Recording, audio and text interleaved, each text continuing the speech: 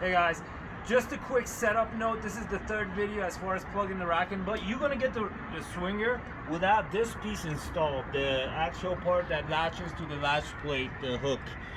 And this is what we wanted to show you, is how do you adjust this. So I have this installed already. As you can see, the compression disc is pretty compressed and it's getting rounded.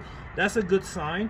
And this pin is another indicator. I have the latch out of it, so I can easily remove this. But the way to set this up is loosen this until you can remove the pin, right? And then you should be able to not get the pin in because it's misaligned, and you give this just enough tension for this to go in. So how far do you thread it? It really depends on your strength, but at the minimum, when you want to squeeze it, you want to be able to use a lot of your power. So this is pretty easy for me right now, so I would turn this probably about 2 more turns, and then it makes it harder. I'm going to put my weight on it, and you could step on it too if you wanted to.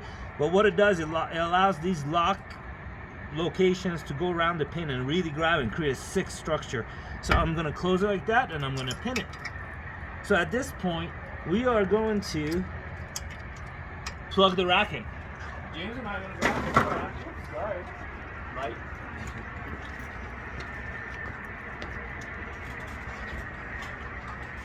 And this already has the guide in it because you're going to get the hitch with the guide in it. And most likely it's not going to go in all the way.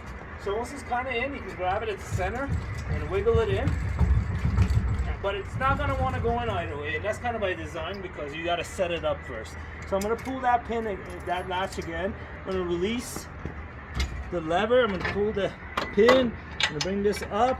And I'm going to swing the rack out while I'm holding the rack, because swing this arm out because it's not bolted in. So but still will swing out. Take that orange pin and put it at the stop point. This is a better place to do the final install. So this allows you to lock your swinger in position. At this point, we are going to align the rack with the double holes here. So we're going to come around, and right now it's not aligned, right? So this is kind of a two-man job. We got to see that this is a 5-hole pattern basically set up. This is your mounting bolt. So you want to push that in until you see the 2 threads. So we're going to wiggle up and down and get that in there. And I'm going to put the bolt there until I'm kind of watching what he's doing. Yep, there it is. James has got the touch. Now he's going to lift up a little bit on that rack, and it allows me to thread. So you always want to thread by hand, both of them. Do not wrench this. If it's tight going in, there's something wrong, right? So you want to thread this by hand as far as you can, and then you go to town with a big wrench. This is a 15/16 5/8 bolt, the same as we use on our racks, the same exact bolt with the locking washer. So at this point, you have your guide with the Delron piece that's super hard plastic, harder than steel. This is zinc plated steel that's bolted to the side. This allows you to basically lift up. So when you push it in, we're gonna pull the pin, and we're gonna just, boom, slam it in.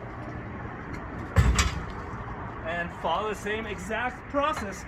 Put the pin in, get the latch on, and then put a lot of force and close it.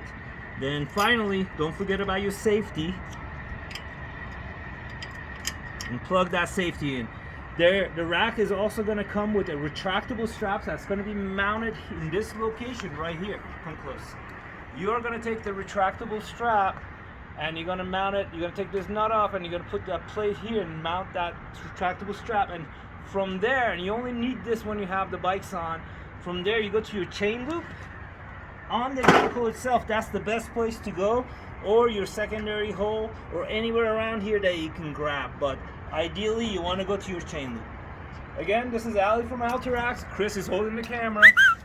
Have a great day, y'all.